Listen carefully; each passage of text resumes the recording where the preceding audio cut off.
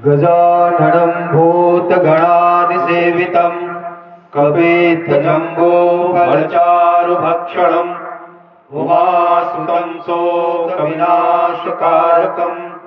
नमामि विघ्नेश्वरपादपङ्कजम्। मनोजवं मारुततुल्यवेगं जितेन्द्रियं बुद्धिमतां वरिष्ठं वातात्मजं वानरयोतमुख्यं श्रीरामदूतं शरणं प्रपद्ये। नीलाम्बुजश्यामलकोमलाङ्गं सीतासमारोपितवामभागं पाणौ महाशायकचारुचापं नमामि रामं रघुवंशनाथम्। श्रीमच्छङ्करशेषवल्लभमधोच्छिष्टो महामोक्षदो निम्बार्काभिनवादिशास्त्रनिपुणैराराधितः सर्वदा रामानन्दश्रिताङ्गभक्तप्रवरे यो लोकसञ्चारितो वेदान्तागमशास्त्रवाडवपति संरक्षको निग्रह श्रीमच्छैव दिवाकरच्युतपथे वैनायके श्रीकुले स्वतस्मात् पुराणकौलभवने वर्णाश्रमे वर्णितम् आचार्यादिमहाजनाचरणसन्दृश्ये सदा लोकितम् तत्सद्धर्मप्रसारणे गतिमान् श्रीसद्गुरुर्निग्रह बाह्यान्तरकला मध्ये भाण्डब्रह्माण्डचारिणीं वेश्यरां त्रिगुणातीतां वन्दे निग्रहकारिणीं शास्त्रारण्यमहासिंहं शास्त्रसिन्धुस्तिमिङ्गलम् नुमः समन्वयाचार्यं निग्रहं धूर्तनिग्रहम् धर्मसंरक्षणार्थाय धर्मसंहारहेतवे निग्रहाणां च धर्माज्ञा लोके लोके प्रवर्धता। प्रेम से बोलिए सियावर रामचंद्र की जय हो। बोलिए पवन सुत हनुमान जी की जय हो। बोलिए शंकर भगवान की जय हो। बोलिए जगत जननी माता की जय हो। बोलिए निग्रहाचार्य महाराज की जय हो।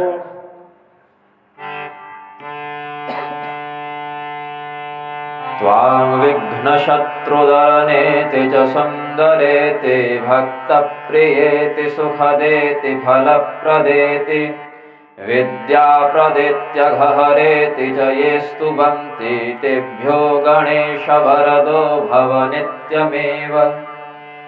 मेधासि देवि विदिताखिलशास्त्रसारा दुर्गासि दुर्गभवसागरनौरसङ्गा श्रीकैटभारिहृदयैककृताधिवासा गौरी त्वमेव शशिमौलिकृतप्रतिष्ठा।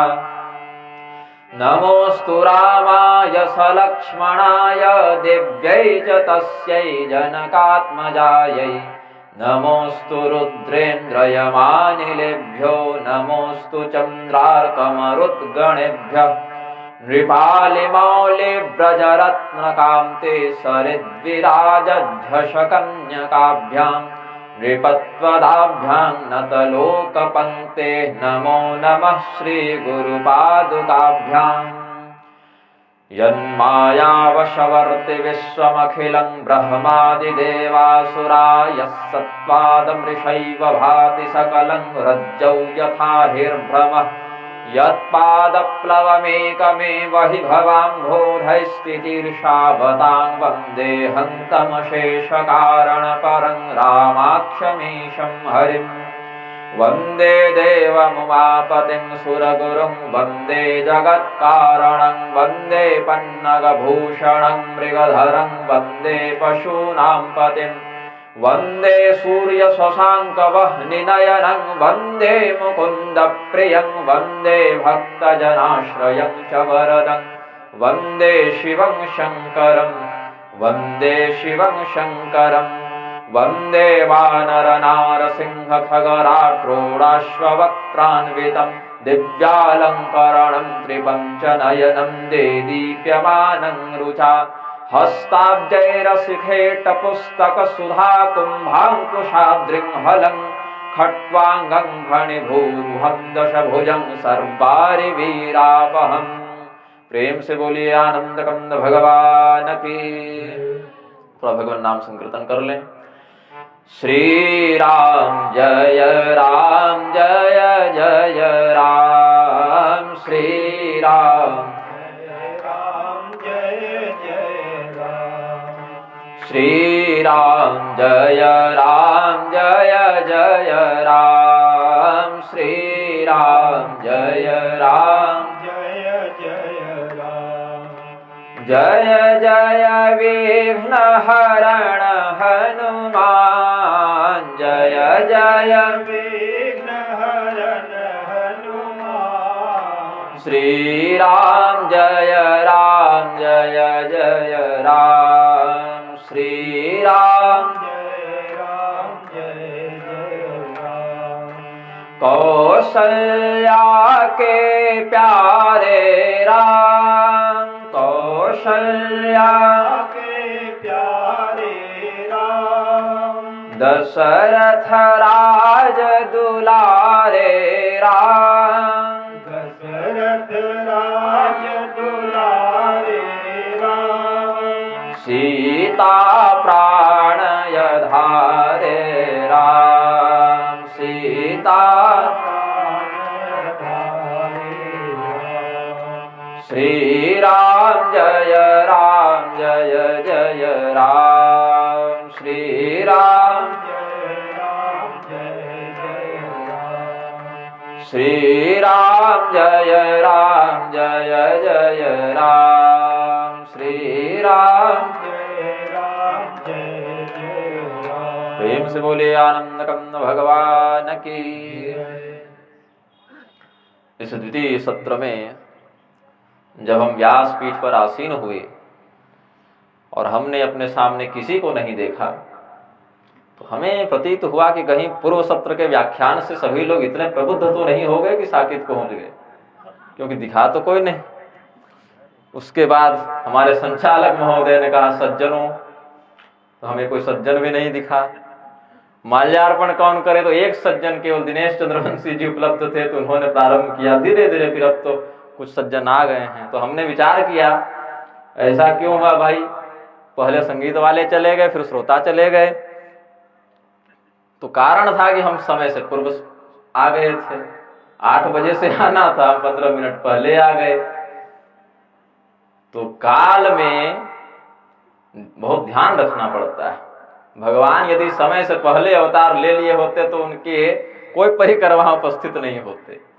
देवताओं को पहले हनुमान जी इत्यादि के रूप में, जामवंत, हनुमान, नल, नील के रूप में ब्रह्मदेव ने भेज दिया था कि भगवान आए इससे पहले आप लोग जाकर उनका सारा प्रबंध तैयार कर दें।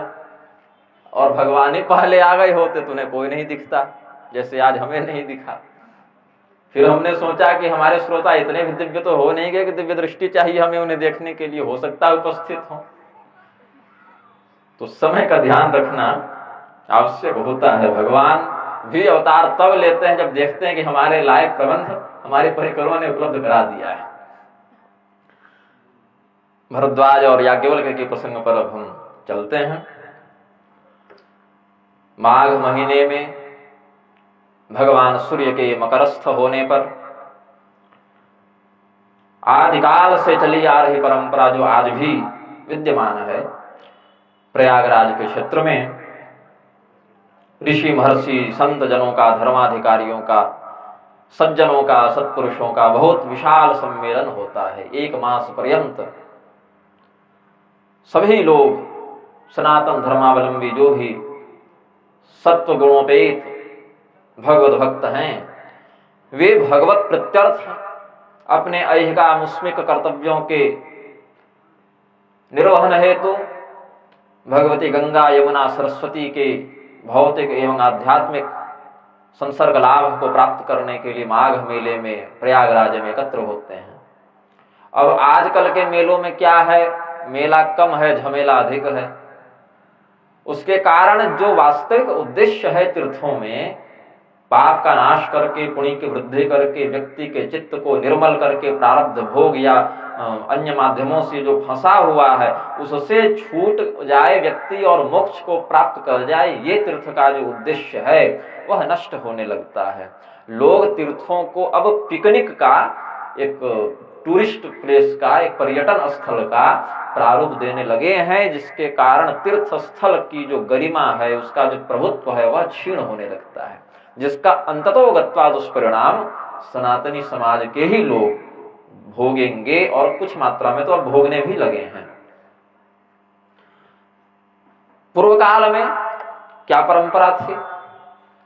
जितने भी लोग उपस्थित होते भंडारा खाने के लिए नहीं या अपने चेले बनाने के लिए नहीं, उनका उद्देश्य क्या था? ब्रह्म निरूपण धर्म विधि वर्णहि तत्व विभाग, कहहि भगति भगवंत के संयुत ज्ञान विराग। ये एक जो दोहा है गोस्वामी जी का बड़ा अद्भुत है। ब्रह्म निरूपण धर्म विधि वर्णहि तत्व विभाग, कहहि भगति भगवंत के संयुत ज्ञान विराग। अगर हम बहुत स्थूल रूप से चिंतन करें, मोटे तौर पर सोचें, बहुत गहराई में न जाएं, तो भी ब्रह्म के दो प्रकार से स्वरूप अनुभूत होते हैं, जिनका हमने पूर्व सत्र में व्याख्यान किया था। शब्द ब्रह्म और पर ब्रह्म, ये दो। एक तो धर्मशास्त्री वेद आदि के रूप में हमारे पास उपलब्ध है, वे ब्रह्मणि वेदितव्ये शब्द ब्रह्म परं च यत्, शब्द ब्रह्म नरो ज्ञात्वा परं ब्रह्माधिगच्छति। शास्त्र के रूप में जो वर्णित है, धर्मशास्त्र वेद पुराण आदि के द्वारा जो हमें मिलता है वह शब्द ब्रह्म है, और शब्द ब्रह्म में जब निष्ठा दृढ़ हो जाए तब जिसकी प्राप्ति होती है वह पर ब्रह्म है। तो ब्रह्म निरूपण, और सूक्ष्म रूप से विचार करें तो हमारे संप्रदाय में 55 दृष्टिकोणों से ब्रह्म का चिंतन किया जाता है, जो भगवती ने हमें, जब मैं कामाख्या के जंगलों में हम थे, तो परमाक्षर सूत्र के रूप में प्रदान किया था। अभी तो हमने 2 बताए। 55 दृष्टिकोण बनते हैं हमारे मत में, हमारे दार्शनिक सिद्धांत में ब्रह्म के चिंतन के। ब्रह्म निरूपण धर्म विधि, फिर धर्मानुसार जो कर्तव्य है, विधि निषेध है, उसका चिंतन करते थे ऋषि महर्षि। धर्म के भी वर्ण धर्म है, आश्रम धर्म है, गुण धर्म है, काल के आधार पर धर्म है, ये सब बहुत प्रकार होते हैं। भविष्य पुराण में 5 प्रकार बताए। मोटे तौर पर 3 प्रकार समझना चाहिए, धर्म, धर्मानुबंध और धर्माभास। धर्म क्या है? यतोभ्युदयो निःश्रेयस सिद्धि सधर्मः, ऐसा कृत्य जिसको करने से हमारा यह लोक भी सुधरे और परलोक में भी उत्तम गति की प्राप्ति हो, ऐसे कृत्य को सामान्यतया हम दार्शनिक दृष्टि से धर्म कहते हैं। धर्मानुबंध क्या है? ऐसा कृत्य जो बाहर से देखने से अधर्म के समान लगे किंतु अंदर से वह धर्म ही हो। जैसे भगवान श्री रामचंद्र जी ने जब बाली को छिप कर बाण मारा, वृक्ष खंडे तिरो भूत्वा, वृक्ष की ओट से भगवान ने बाण का संधान किया बाली के प्रति, तो बाहर से देखने से लगता है कि अधर्म किया, किंतु वास्तव में वह धर्म था, जो भगवान ने बाद में स्पष्ट भी किया है आगे के प्रसंगों में। अनुज बधू भगिनी सुत नारी सुनु सठ कन्या समय चारी, इन्हीं कुदृष्टि बिलोके जोई, ताहि वधे कछु पापन होई, ऐसा जो भाव बनाए भगवान। तो भगवान का यह कृत्य बाहर से देखने से तो अधर्म के समान लक्षित होता है, किंतु तत्व में धर्म को धारण किए हुए है। ऐसे कृत्यों को धर्मानुबंध कहते हैं। और धर्माभास क्या है? बाहर से देखने से जो धर्म के समान प्रतीत हो किंतु अंदर से अधर्म हो। जैसे कालनेमी के प्रसंग में देखें तो बाहर से तो वह तपस्वी का आचरण कर रहा था। प्रताप भानु के समय देखें, एक तनु का रूप धारण करके बाहर से तो तपस्वी का लगा, लेकिन अंदर से वह असुर था। उसका कार्य धर्म में विघ्न उत्पन्न करना था। तो 3 हमने समझे। जो शास्त्र सिद्ध कर्तव्य है, जिसको करने से इस लोक में परलोक में ऐहिक आमुष्मिक लाभ की प्राप्ति होती हो, वह धर्म है। जो बाहर से गलत लगे, अधर्म लगे, किंतु अंदर से वह धर्म है, उसे धर्मानुबंध कहते हैं। जो बाहर से धर्म लगे किंतु अंदर से अधर्म हो, उसको धर्माभास कहते हैं। तो ऋषि महर्षि क्या करते थे, इन धर्म विधियों का चिंतन करते थे। वर नहीं तत्व विभाग, पंच महाभूत, पंच तन्मात्रा, पंच ज्ञानेन्द्रिय, पंच कर्मेंद्रिय, चार अंतःकरण और अक्षर संज्ञक आत्मा और परमात्मा, ये दो पुरुष, इन तत्वों का चिंतन करते हैं जिनसे यह सृष्टि चलती है। फिर कहा भक्ति, ज्ञान और वैराग्य। कहा ही भगति भगवंत के, किसी व्यक्ति की भक्ति करने नहीं कहा, भगवान की भक्ति करने कहा। चाहे किसी भी प्रकार से करो, आर्त बनकर करो कि हे भगवान हमारे कष्टों को दूर करें, अर्थार्थी बन के करो कि हे भगवान हमें यह प्रदान करें, जिज्ञासु बन के करो हे भगवान न कोई कष्ट है न कोई कामना है, किंतु आपको जानने की इच्छा रखते हैं, अपना ज्ञान अपना स्वरूप हमें बताएं, अपने स्वरूप का हमें बोध कराएं। अथवा ज्ञानी हो गए हो तो ज्ञान बुद्धि से अहं ब्रह्मास्मि सोहम स्मृति वृत्य खंडा इत्यादि का जो भाव है उससे ज्ञान बुद्धि से भगवान का चिंतन करो। किसी भी प्रकार से करो, लेकिन भक्ति भगवान की होनी चाहिए, इतर अन्य जनों की नहीं होनी चाहिए। और वह भक्ति कैसी हो, ज्ञान और वैराग्य से संयुक्त हो। क्योंकि पद्म पुराण में है ना, भागवत के महात्म्य में, ज्ञान और वैराग्य के जर्जर हो जाने से भक्ति भगवती स्वयं युवती होकर भी सुखी नहीं थी, कष्ट पा रही थी। इसीलिए केवल भक्ति दृढ़ हो जाए और ज्ञान वैराग्य क्षीण हो जाए तो भी वह भक्ति को प्रसन्नता नहीं प्रदान कर सकते। ज्ञान वैराग्य नामानं काल योगी न जर्जर। तो ज्ञान और वैराग्य जब पुष्ट रहेंगे तब भक्ति भगवती को प्रसन्नता की प्राप्ति होगी। केवल भक्ति ही भक्ति है और ज्ञान वैराग्य क्षीण है तो ऐसी भक्ति भी स्वयं प्रसन्न नहीं रहती। कहीं भगति भगवंत के संयुत ज्ञान विराग। ज्ञान के भी अपरा विद्या पराविद्या से दो भेद हो जाते हैं, वैराग्य के भी अस्थाई और क्षणिक दो भेद हो जाते हैं। अस्तु, इन धर्म सम्मत विषयों पर चर्चा करते हुए जब ऋषि महर्षि प्रयागराज में निवास कर रहे थे, समयानुसार वह सत्र पूर्ण हुआ, सभी ऋषि महर्षि अपने अपने आश्रमों की ओर प्रस्थान करने लगे। उस समय क्या होता है, एक बार भरे मकर नहाए, एक बार भरे मकर नहाए, सब मुनीस आश्रमन सिधाए, सब मुनीस आश्रम सिधाए, जाग बलिक मुनि परम विवेकी, जाग बलिक मुनि परम विवेकी, भरद्वाज राखे पद टेकी, भरद्वाज राखे पद टेकी। परम ब्रह्मनिष्ठ अत्यंत वेदांताग्रणी, वेदांत ज्ञान में जो ग्रणी हैं, ऐसे याज्ञवल्क्य मुनि को जब भरद्वाज ऋषि ने जाते हुए देखा कि अपने सत्र को पूर्ण करके अब अपने आश्रम की ओर प्रस्थान कर रहे हैं, तो उन्होंने याज्ञवल्क्य जी के चरण कमलों में प्रणाम करके अनुरोध करते हुए उन्हें रोक लिया, महाराज कुछ दिन और ठहर जाएं। अब याज्ञवल्क्य मुनि जो थे वो भगवान के बड़े भक्त थे, सिद्धि बहुत थी। अब आजकल के युग में क्या हो गया है, किसी व्यक्ति में कोई चमत्कारिक शक्ति आ जाए तो अपने को सबसे बड़ा धर्म गुरु समझने लगता है। अरे हमसे बड़ा तो कोई नहीं, या उनके चेले ही, गुरु जी अगर कुछ ना भी कहें तो चेले ही उनका झंडा बुलंद किए अलग ही चलते हैं। हमारे गुरु से बड़ा कोई नहीं, हमारे गुरु से बड़ा कोई नहीं। हिमालय में एक पीठाधीश्वर के यहाँ हम गए, जो कि वास्तव में तपस्वी हैं, तपस्वी तो हैं ही, वर्ण से क्षत्रिय हैं किंतु अपनी परंपरा में तपस्वी हैं, और कुछ एक परंपरागत सिद्धियों के स्वामी भी हैं। मैं पहली बार छत्तीसगढ़ आया था 2017 में।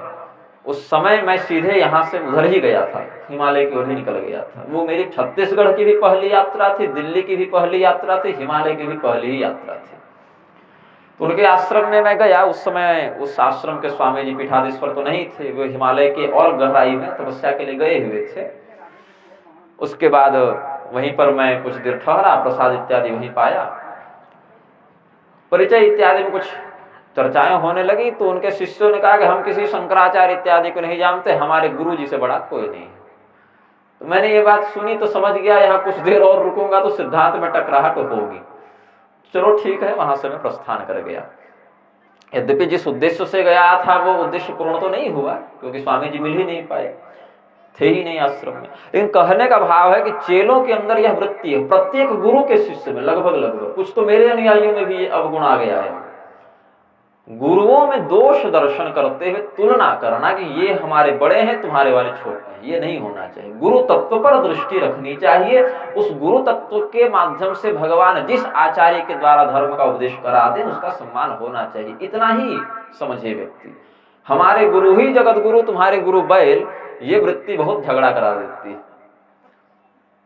बड़ा आनंद आया दुबे जी। हाँ, गुरु तत्व जिसमें प्रतिष्ठित है, उस धर्म शास्त्रीय गुरुता को जो धारण करता है, जो स्वयं धर्मानुसार आचरण करता है, अपने अनुयायियों से कराता है, वह सम्माननीय है, इतना ही समझना चाहिए। तो भरद्वाज मुनि के पास जितनी सिद्धियां थी वे इच्छा मात्र से स्वर्ग के समान वैभव उत्पन्न कर सकते थे, और भरत जी के प्रसंग में चित्रकूट यात्रा के मध्य उन्होंने कर भी दिया था। आज किसी के पास ऐसी सिद्धि आ जाए तो क्या होगा? 10-20% भी अगर इस सिद्धि का कोई प्राप्त कर ले तो दूसरे को प्रणाम तक नहीं करेगा, सीधे नजर बात नहीं करेगा।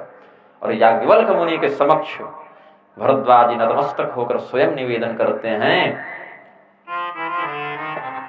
नाथ एक संसव बड़ मोरे, नाथ एक संसव बड़ मोरे, करगत वेद तत्व सब तोरे, करगत वेद तत्व सब तोरे, कहत सुमोहि लागत भय लाजा, कहत सुमोहि लागत भय लाजा, जौन कहूँ बड़ होई अकाजा, जौन कहूँ बड़ होई अकाजा। प्रणाम किया, अभ्यर्थना की, समर्चन किया, फिर याज्ञवल्क्य मुनि के प्रति अपना भाव निवेदन किया। नाथ एक संसव बड़ मोरे, करगत वेद तत्व सब तोरे। हे स्वामिन, हे नाथ, आपके लिए तो संपूर्ण वेदों का रहस्य मानो हाथ में ही रखा हुआ है, कहीं आपको कोई संदेह नहीं, शंका नहीं ब्रह्म तत्व के निर्वचन में, इसीलिए आप हमारे एक संदेह का निवारण करें। याज्ञवल्क्य जी ने कहा कि पूछो क्या जानना चाहते हो, ऐसे आप तो स्वयं सिद्ध हैं, विद्वान हैं, परम विवेकी, याज्ञवल्क्य मुनि परम विवेकी। और विवेक कैसे होगा? बिनु सत्संग विवेक न होई, सत्संग के बिना तो विवेक हो नहीं सकता, और सत्संग राम कृपा के बिना नहीं प्राप्त हो सकता। तो जिस पर राम जी की परम कृपा हो उसे परम सत्संगति मिलेगी, तभी तो परम विवेकी होगा। तो याज्ञवल्क्य मुनि परम विवेकी, भरद्वाज राखे पद टेकी। याज्ञवल्क्य मुनि परम विवेकी हैं, मतलब भगवान श्री रामचंद्र जी की उन पर विशेष कृपा है। जब विशेष कृपा उनके अंतर्गत है तो भगवान के विशेष रहस्यों को वे जानते हैं, जो बाहर से सामान्य जन नहीं समझ सकते। तो विशेष कृपा प्राप्त, विशेष सत्संगति प्राप्त, विशेष विवेक प्राप्त याज्ञवल्क्य हैं, ऐसा जानकर भरद्वाज जी ने स्वयं भी बस उस विवेक से मैं युक्त हो जाऊं, यह समझकर उनसे निवेदन किया। तो हम समझते हैं कि याज्ञवल्क्य तो परम विवेकी थे, भरद्वाज मुनि भी परम विवेकी सिद्ध हो जाते हैं, क्योंकि दूसरे व्यक्ति के ज्ञान से ईर्ष्या करने वाले बहुत हैं। अपनी सिद्धि का अहंकार छोड़कर दूसरे की ज्ञान के सामने झुकने वाला व्यक्ति भी परम विवेकी है। तो यहाँ यद्यपि गोस्वामी जी ने याज्ञवल्क्य मुनि परम विवेकी कहा, भरद्वाज जी को भी कम विवेकी नहीं समझना चाहिए। याज्ञवल्क्य मुनि को जाते हुए देखकर अपने प्रतिष्ठा का, अपनी सिद्धि का कोई अहंकार न करते हुए शरणागत भाव से उनके समक्ष उपस्थित हुए और कहते हैं, प्रभु मैं तो इतना लज्जित हो रहा हूं कि अपना प्रश्न भी आपके सामने नहीं रख सकता। बोले ऐसा कौन सा प्रश्न है भाई कि लज्जित हो रहे हो, इसमें लज्जा की क्या बात है? अच्छा कोई बात नहीं, इतनी लज्जा कर रही है तुम्हें बाधित, तो हम चले, तुम लजाते रहो बैठ के, नई दुल्हन बने रहो, तुम प्रश्न मत पूछो। बोले महाराज लेकिन अगर नहीं पूछेंगे तो बड़ी हानि है, बड़ा नुकसान है हमारा। बोले पूछता भी नहीं, जाने देता भी नहीं, ये क्या चाहता है भाई। मेरा शिष्य जो है भाई भरद्वाज तो शिष्य भाव से गए हैं, हमारा जो शिष्य है। और भरद्वाज मुनि वस्तुतः किनके शिष्य हैं? वाल्मीकि जी के आश्रम में रहते थे शिक्षा काल में। वहां पर तमसा नदी के किनारे अपने गुरु जी का आसन, कमंडल इत्यादि लेकर जाते थे। वहीं पर मां निषाद प्रतिष्ठांत मगमः शाश्वती समाह क्रौंच मिथुनादेकमवधीः काम मोहितम, ये जो प्रथम श्लोक निकला उनके मुख से, हे निषाद तुमने इन दंपति तुल्य, दंपति के समान व्यवहार करने वाले क्रौंच पक्षी के जोड़े में से एक को मार दिया है, इसीलिए अब तुम अधिक दिन जीवित नहीं रहोगी, ऐसा शाप दिया है वाल्मीकि जी ने एक व्याधे को। और वही एक श्लोक जो निकला वह आदि रामायण, रामायण का प्रथम श्लोक था। अत्यंत करुणा से व्याप्त होकर जब देखा वाल्मीकि जी ने कि क्रौंच पक्षी के एक जोड़े आपस में रति क्रीड़ा में लिप्त हैं, प्रेमालाप कर रहे हैं, और एक बहेलिये ने एक पक्षी को मार दिया, उसके वियोग में दूसरी तड़प रही है, तो दया से करुणा से व्याप्त होकर उन्होंने उसको शाप दिया कि पक्षियों के जोड़े में से तुमने एक का वध कर दिया, इसलिए तू भी शीघ्र ही मृत्यु को प्राप्त करेगा। और अत्यंत करुणा से व्याप्त होकर उन्होंने जब यह श्लोक बोला, निकल गया, जानबूझकर नहीं बोला सोचकर, बस निकल गया, तो ब्रह्मदेव ने कहा यही राम कथा का आधार बनेगा, ये करुणा। इसीलिए एको रसः करुण एव निमित्त भेदात्, उसी एक करुण रस को निमित्त बनाकर उन्होंने पूरी राम कथा का प्रवर्तन किया। इसीलिए स्थल स्थल पर श्री रामचंद्र जी की कथा में अद्भुत करुणा का भाव देखने को मिलता है। एक तो अकारण करुणा वरुणालय भगवान का चरित्र है, और अत्यंत करुणा संपन्न वाल्मीकि जी ने लिखा है, इसीलिए एको रसः करुण एव निमित्त भेदात् का भाव आचार्यों ने श्री राम चरित्र के संदर्भ में उपदिष्ट किया। तो बोले प्रश्न करो, क्या प्रश्न है? तो भरद्वाज मुनि ने याज्ञवल्क्य जी को कहा, संतत जपत शंभुव विनाशी, संतत जपत शंभुव विनाशी, शिव भगवान ज्ञान गुण राशि, शिव भगवान ज्ञान गुण राशि, आकर चारि जीव जग अहि, आकर चारि जीव जग अहि, काशी मरत परम पद लहहि, काशी मरत परम पद लहहि। हे भगवान, हमने यह देखा है कि भगवान शिव नित्य निरंतर राम राम राम इस प्रकार का जप करते रहते हैं। उनके चित्त में जपात्मक प्रारूप में नित्य श्री राम तत्व का वास है।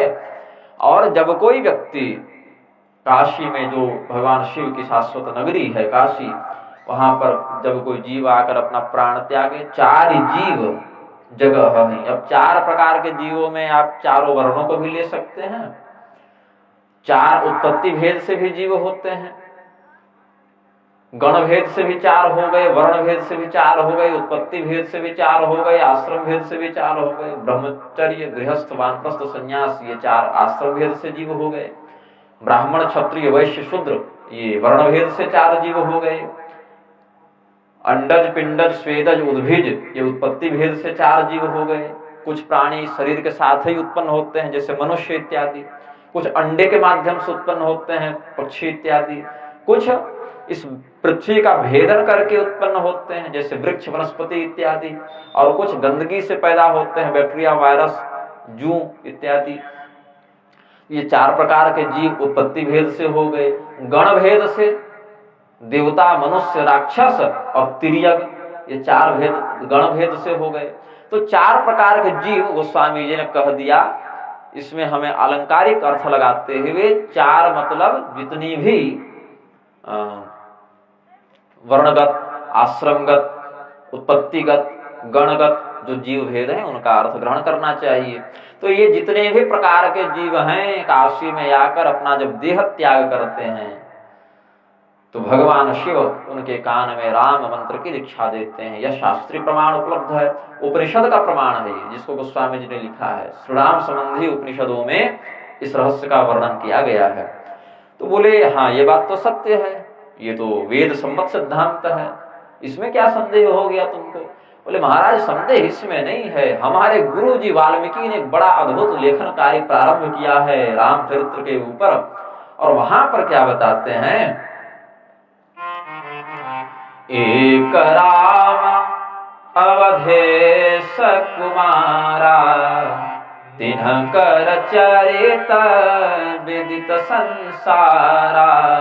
एक राम अवधेश कुमारा तिन्हकर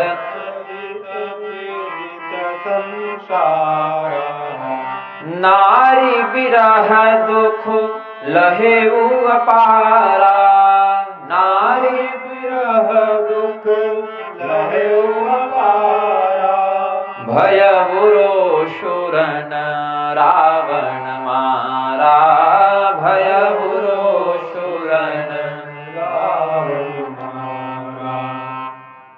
एक राम को मैं भी जानता हूं जिनका चरित्र हमारे गुरु जी अभी लिख रहे हैं। वो अयोध्यापति दशरथ जी के पुत्र हैं, जिनका चरित्र तो संसार के सामने प्रत्यक्ष ही है कि किस प्रकार से भगवती सीता जी का हरण हुआ, रावण का उन्होंने वध किया, इत्यादि कथा प्रसंग तो संसार जानता ही है। भगवान के चरित्र को संसार जान चुका है। भगवान अपना अवतार लेकर रावण वधादि कर्तव्यों को पूर्ण कर चुके हैं। याज्ञवल्क्य जी बोले ये भी सिद्ध बात है, इसमें क्या संदेह हो रहा है? बोले महाराज ये जानना था प्रभु सोई राम की अपर को।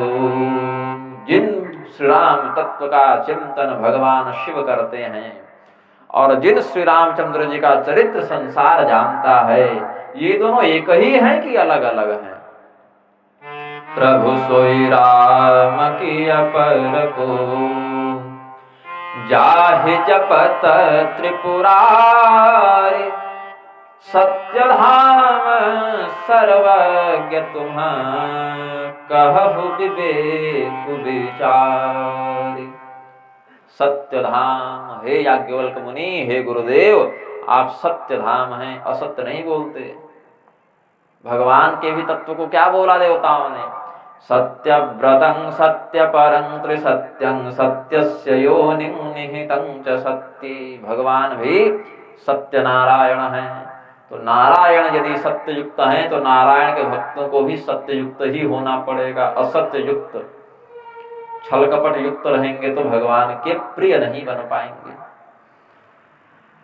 तो सत्य धाम है, सर्वज्ञ तुम, सब कुछ जानते हैं आप। ये नहीं कहेगा कि हम नहीं जानते, किसी और से पूछ लो, हमें पता है आप सर्वज्ञ हैं। और कहु विवेक विचारी, अपने विवेक से विचार करके उत्तर दीजिएगा, क्योंकि आपका संबोधन पहले हो गया, जाग बलिक मुनि परम विवेकी। तो जो परम विवेकी है वो अविवेकी उत्तर दे दे तो बड़ी लज्जा की बात। तो परम विवेकी व्यक्ति के प्रति जब प्रश्न किया गया तो और स्पष्ट कर दिया, कहु विवेक विचारी। अपना विवेक पूर्ण वक्तव्य हमें आप कहें, ताकि हमारे मन में यह जो संदेह है, जैसे मिटे मोर भ्रम भारी, कहु सो कथा नाथ विस्तारी। विस्तार पूर्वक आप उस कथा को कहें जिससे हमारे संदेह का नाश हो। भरद्वाज मुनि के इस प्रश्न को सुनकर याज्ञवल्क्य महर्षि बड़े प्रसन्न हुए। बोले बाबू जानते तो तुम सब हो, ऐसा नहीं है कि तुम इतने अधकच्चे हो कि भगवान कौन है, राम जी ये वो, ये जो प्रश्न किए हो 10-20 पंक्तियों में, ऐसा नहीं है कि तुम इसका उत्तर नहीं जान रहे हो। पता तुमको सब है, लेकिन सत्संग से भी मन भरा नहीं है, 1 महीना में पेट भरा नहीं मांग में, इसलिए कुछ और सत्संग की कामना, सीधे सीधे बोलो। लेकिन याज्ञवल्क्य मुनि ये नहीं कहे कि तुम जानते हो, मुझसे क्यों पूछते हो, ये क्या मजाक बचपना लगा रखे हो। नहीं, भगवान की कथा देवताओं के लिए भी दुर्लभ है। वे भी समयानुसार आकर कथा का आस्वादन करना चाहते हैं। विधि पूर्वक आते हैं तो कथा मिल भी जाती है, अविधि पूर्वक आते हैं तो उपहास के पात्र बनते हैं। लेकिन मनुष्यों को भगवान की कथा जितनी सुलभ है उतनी देवताओं को नहीं है। और यह सुलभता बनी रहे, भगवान की चर्चा कथा चरित्र के रहस्य मनुष्य को ज्ञात होते रहें, वह उनसे शिक्षा प्राप्त करके अपने लौकिक और पारलौकिक कल्याण को प्राप्त कर सके। इसीलिए सब कुछ जानने वाले ऋषि महर्षियों ने भी इस प्रकार से वक्ता और श्रोता का अभिनय किया, हमारे कल्याण के लिए आपस में सत्संग का व्यवहार किया।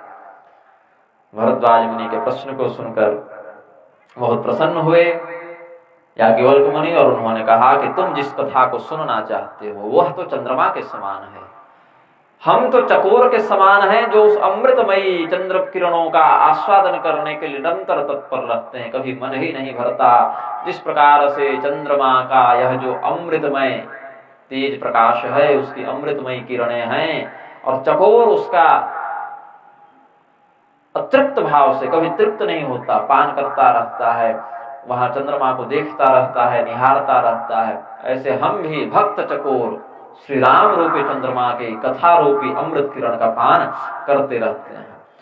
तुमने जिस प्रकार से हमने प्रश्न किया है, ऐसा ही कुछ कुछ प्रश्न कि दशरथ पुत्र राम और परब्रह्म राम एक ही हैं कि भिन्न हैं, ऐसा ही कुछ कुछ प्रश्न भगवती ने भगवान महादेव के प्रति किया, भगवती भवानी ने शिव जी के प्रति किया था। अब उस कथा को मैं तुम्हें सुनाता हूं। एक बार त्रेता युग माही, एक बार त्रेता युग माही, शंभु गए कुंभ ऋषि पाही, शंभु गए संग सती जग जननी भवानी, संग सती जग जननी भवानी, पूजे ऋषि अखिलेश्वर जानी, पूजे ऋषि अखिलेश्वर जानी। यह बात त्रेता युग के समय की है, जब अगस्त मुनि जो समुद्र तट पर निवास करते हैं, ऐसे अगस्त मुनि के पास भगवान शिव पहुंचे जो कैलाश पर्वत पर निवास करते हैं। देखिए कितनी दूर है ना। कैलाश पर्वत पर निवास करने वाले भगवान शिव समुद्र तट पर निवास करने वाले अगस्त मुनि के पास गए, और बहुत से सज्जन समय पर यहां भी नहीं आते। आते हैं क्या? नहीं आते। कहते 40 साल से वही सुन रहे हैं, माइक लगा ही हुआ है, घर में भी सुन ही लेंगे। तो कथा का महत्व लोग अगर सामने बैठा कर भी सुनाया जाए तो नहीं सुनते। कुछ तो यहाँ पर आके भी योग निद्रा में मग्न हो जाते हैं, उनकी समाधि प्रबोधनी एकादशी को ही टूटती है जब मंगल आरती का घंटा नाद हो। तो भगवान की कथा सुनने का यदि व्यक्ति भाव रखे तो दुर्गम से दुर्गम स्थान पर भी पहुंच जाता है, यदि वह भाव रखे तो। गरुड़ जी जीवन में कागभूषुंडी के पास नहीं जाते, लेकिन जब कथा सुनने की ललक हुई तो उस दिव्य वृक्ष के पास, जो सामान्य जनों के द्वारा सर्वथा अगम्य है, जहां काल का प्रवेश नहीं होता, ऐसे क्षेत्र में जाकर भी भगवान की कथा सुने हैं। भगवान श्री महादेव जी अपनी अर्धांगिनी भगवती सती के साथ श्री राम कथा को सुनने के लिए समुद्र तटवर्ती क्षेत्र में तपस्यारत महर्षि अगस्त के पास गए। भगवान को आता हुआ देखकर, भगवती को आता हुआ देखकर अगस्त मुनि के चित्त में बड़ा आह्लाद हुआ। उन्होंने बड़े भाव से भगवान का समर्चन किया, भगवान महादेव भगवती जगदम्बिका का स्वागत किया। दोनों यथायोग्य आसन पर बैठ गए और कहा, महाराज आपके आने का कारण? बोले, आप कथा बड़ी सुंदर सुनाते हैं, आज सुनने की इच्छा है श्री राम कथा आपके श्रीमुख से। बोले, महाराज हमारा बड़ा सौभाग्य कि हमारे श्रोता भगवान शिव जी स्वयं हैं, जो राम तत्व के परमोच्च ज्ञाता हैं। उनसे अधिक कोई राम तत्व को जानता हो ऐसा हम नहीं समझते। अगर सर्वाधिक राम तत्व को कोई जानता हो तो भगवान शिव ही हैं। उनसे बड़ा कोई राम तत्व का ज्ञाता हम अपनी दृष्टि में नहीं समझते, जहां तक शास्त्र दृष्टि हमारी है। भगवान श्री रामचंद्र जी भी अपनी कथा सुने हैं। लव कुश के माध्यम से वाल्मीकि रामायण को सुना और जामवंत जी के मुख से पुराकल्प रामायण को सुना। तो भगवान जब अपनी कथा स्वयं सुनते हैं तो भगवान के भक्त को कितना भाव बनता होगा उनकी कथा सुनने में। जिन भगवान श्री रामचंद्र जी में बड़े बड़े योगियों का चित्त भी रमण करता है, वे भगवान स्वयं अपनी कथा के आनंद में रमण करने लग जाते हैं। महर्षि अगस्त्य ने भगवान महादेव को, भगवती सती को श्री राम कथा का आस्वादन कराया, श्रवण कराया। भगवान महादेव ने भी बदले में हरि भक्ति का, भगवत भक्ति का तत्व अगस्त्य मुनि के सामने वर्णित किया। फिर एक दूसरे से विदा लेकर ये वापस आए। अकेले कथा सुनने नहीं गए, सती जी को साथ लेकर गए। यहाँ सब लोग अकेले ही आए हैं क्या? सपत्नी कथा सुनने का अधिक लाभ है। प्रथम वचन जब लिए थे विवाह में तो क्या कहे थे? तीर्थ व्रतोद्यापन यज्ञ दानं मया सह त्वं यदि किन्न कुर्याः वामंगमायामि तदा त्वदीयं जगाद वाक्यं प्रथमं कुमारी। यही है ना?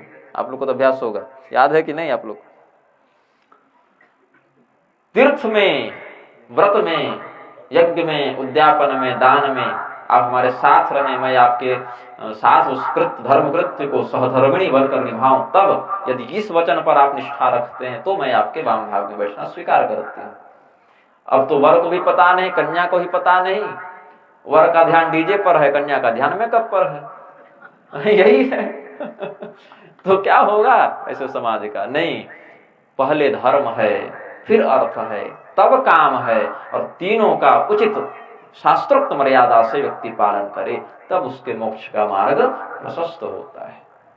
भगवान शिव ने साथ में जाकर कथा श्रवण किया है, क्योंकि वचन दिया था, भगवत चर्चा में, धर्माचरण में तुम मेरे साथ रहोगी।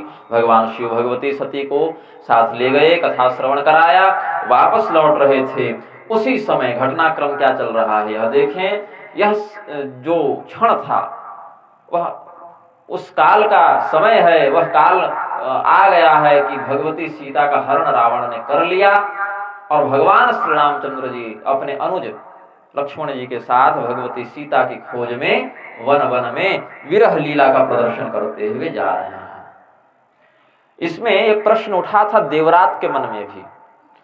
उन्होंने विश्वामित्र जी से कौशिक रामायण में प्रश्न किया है कि भगवान तो भगवान है, उनके मन में अपनी पत्नी से जन्य वियोग कैसे व्याप्त हो सकता है?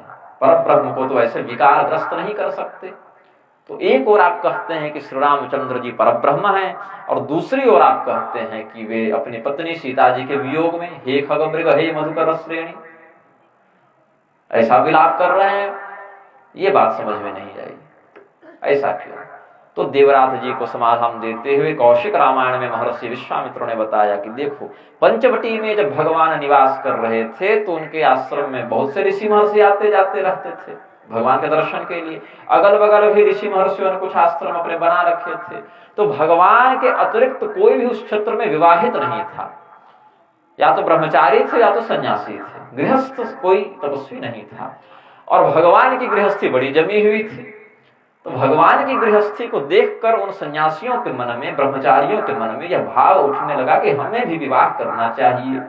और भगवान ने सोचा इससे तो इनकी तपस्या भंग होने लगेगी।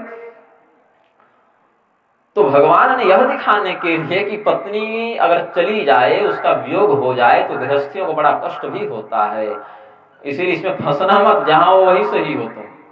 तो भगवान जान उसके थोड़ा और जोर से विलाप करते थे।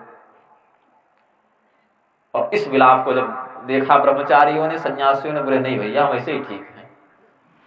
तो भगवान की किस लीला के पीछे क्या रहस्य है, क्या उद्देश्य है, ये लोग नहीं ध्यान देते। या तो देवी देवता को गाली देंगे, या तो ऋषि महर्षियों को देंगे, कुछ नहीं मिलेगा तो रामचरितमानस में ही आग लगा देंगे। ऐसे मूर्खों का न इस लोक में कुछ हो सकता है, न परलोक में कुछ हो सकता है। ये सर्वथा निंद्य, त्याज्य, बहिष्कृत और दंडनीय है। जो सोच ठाड़िए कोटि बैरी सम, यद्यपि परम स्नेहि जाके प्रिय न राम वैदेही। अब प्रसंग क्या बना? भगवान श्री रामचंद्र जी भगवती सीता के खोज में वन में विलाप करते हुए जा रहे थे, बहुत चिंतित थे, उदास थे। भगवान शिव तो तत्वज्ञानी होने से, स्वयं पर ब्रह्म होने से यह समझ गए कि श्री रामचंद्र जी इस क्षेत्र में जा रहे हैं, वे साक्षात परब्रह्म हैं, ये भी जानते ही थे।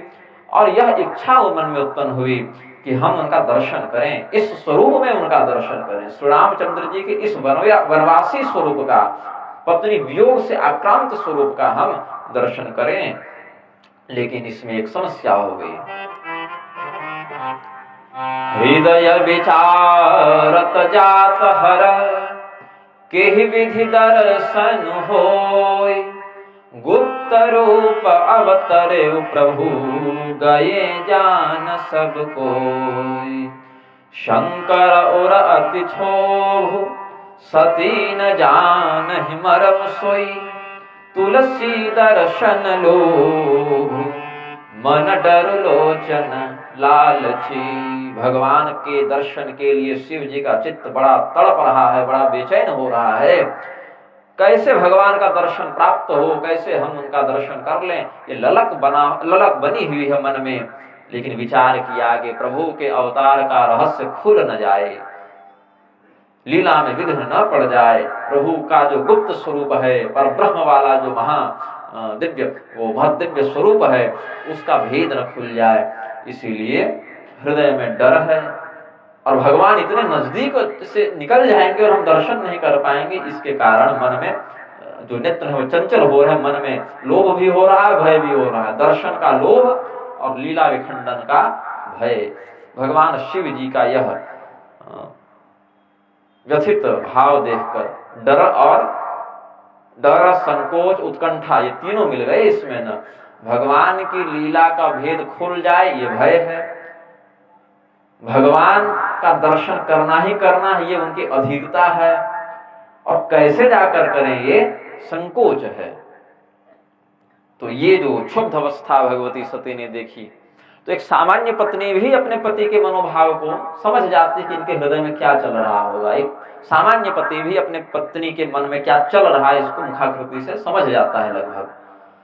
तो ये तो जगन माता है, जगत पिता है, ये कैसे नहीं जानेंगी। तो भगवती सती ने शिव जी की वह जब स्थिति देखी तो उन्होंने विचार किया कि किसके दर्शन के लिए इतने अधीर हो रहे हैं। तब तक भगवान श्री रामचंद्र जी अपने भाई लक्ष्मण के साथ उधर से गुजरे। भगवान शिव ने मन ही मन उनको प्रणाम करके और बहुत धीरे से कहा,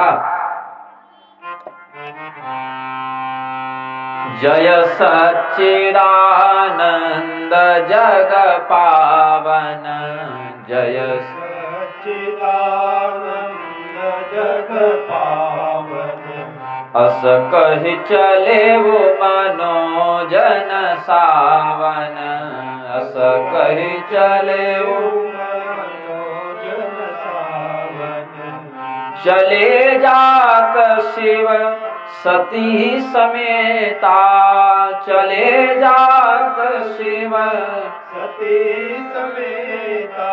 पुनि पुनि पुलकत कृपा निकेता, पुनि पुनि पुलकत कृपा निकेता। सत, चित, आनंद, ये ब्रह्म के तीन उपाधियां वेदों ने बताई। आनंदाद्वेव खल्विमानि भूतानि जायन्ते, आनंदे न जातानि जीवन्ति। ये सब जो श्रुतियां हैं, आनंद स्वरूपी पर ब्रह्म से इस संसार का निर्माण होता है, आनंद तत्व से इसका संचालन होता है। प्रत्यविषमते च, आनंद में ही सब जाकर लीन भी हो जाते हैं। लेकिन वह आनंद स्वयं अविनाशी है, संसार के समान जन्म नहीं लेता, मरता नहीं। वो ब्रह्मानंद सत्य स्वरूपी है, चित प्रतिष्ठित है, चित स्वरूपी है। ऐसे संपूर्ण संसार को पवित्र करने वाले हे सच्चिदानंद आपकी जय हो, ऐसा बहुत धीमे से निवेदन करते हुए, प्रणाम निवेदित करते हुए, मनोजन सावन, मनोज कहते हैं मन से उत्पन्न होने वाले कामदेव को। कामदेव का प्रधान वास चिंतन में है, मन में है। यद्यपि भगवान शिव ने कामदेव को अभी इस प्रसंग तक भस्म नहीं किया है, लेकिन देवताओं के नाम, उनके गुण, उनकी लीलाएं वेदों में वर्णित होने से शाश्वत समझनी चाहिए। भगवान शिव ने श्री रामचंद्र जी का ऐसा अभिवादन किया, सांकेतिक दर्शन किया और सती जी के साथ आगे बढ़ते रहे। किंतु इतने समय में ही, इसी घटनाक्रम के मध्य, भगवान शिव के रोंगटे खड़े हो गए, हर्ष से रोमावलियां पुलकित हो गईं। भगवती सती ने जब इस बात पर बड़ा ध्यान दिया, बोले ये बड़े अधीर हो रहे थे, इनके चित्त में बड़ी उथल पुथल मची थी। फिर इन्होंने इन दोनों राजकुमारों को देखा, उसके बाद प्रणाम किया, सच्चिदानंद कहा, जग पावन कहा। उसके बाद से तो इनकी अलग मस्ती चल रही है, अलग प्रसन्नता चल रही है, एकदम पुलकित हो गए हैं, भाव विभोर हो गए हैं। ये क्यों? राजा के पुत्रों को, राजकुमारों को शिव जी ने प्रणाम क्यों किया? शिव जी तो परब्रह्म है, वो राजा के पुत्र को क्यों प्रणाम करेंगे? इन राजपुत्रों को, दशरथ पुत्रों को, अयोध्या राजकुमारों को भगवान ने क्यों प्रणाम किया? और कर भी दिया, चलो सर्वत्र ब्रह्म का दर्शन करते हुए कर भी दिया होगा, तो कहीं सच्चिदानंद परधामा जो संबोधन किया वो तो केवल परब्रह्म के लिए लगना चाहिए, मनुष्य के लिए नहीं, राजकुमारों के लिए नहीं। और चलो यह मान लिया कि उनके अंदर स्थित परब्रह्म को प्रणाम किया, तो भी समस्या है कि ऐसे में तो सर्वत्र परमात्मा है, पेड़ में है, पौधा में है, पत्थर में है, नदी में है, सब जगह भगवान है, कहाँ नहीं है। लेकिन ये जो इनके शरीर में भी जो रोमांच उठा है, जो भक्ति का बाहुल्य उठा है, ये सामान्य नहीं लगता। अर्थात इनको इन दोनों राजकुमारों के दर्शन से वही भाव जगा है जो परब्रह्म के दर्शन से होता। लेकिन यहां समस्या क्या कहते हैं? ब्रह्म जो व्यापक विरज अज, अकल अनीह अभेद, सो की देह धरि होई नर, जाहि न जानत वेद। स्वयं शब्द ब्रह्म वेद, नीति नीति, ऐसा ही नहीं, इतना ही नहीं, अपितु और है, ऐसा भाव रखते हुए जिन परब्रह्म की संस्तुति करते हैं, जो परब्रह्म सर्वव्यापी है, सर्वथा निर्दोष है, हर बंधन से निर्मुक्त है, अजन्मा है, अनंत है, किसी भी प्रकार की इच्छा से या भेद से रहित है, अद्वितीय अखंड तत्व है, ऐसा परब्रह्म सो की देह धरि होई नर, जाहि न जानत वेद। ऐसा परब्रह्म, इन लक्षणों से युक्त परब्रह्म क्या मनुष्य का शरीर धारण करके यहाँ पर अवतरित हो सकता है? फिर अंदर से ही सती भगवती के मन में एक विचार आया, ये उधेड़ बुन जो है अपने मन में कर रही है सती। ये जो चिंतन चल रहा है अभी इनके मन में चल रहा है, अभी बाहर इन्होंने कुछ नहीं कहा, तो अंदर ही अंदर क्या सोचती हैं? विष्णु जो सुरहित नर तनु धारे, विष्णु जो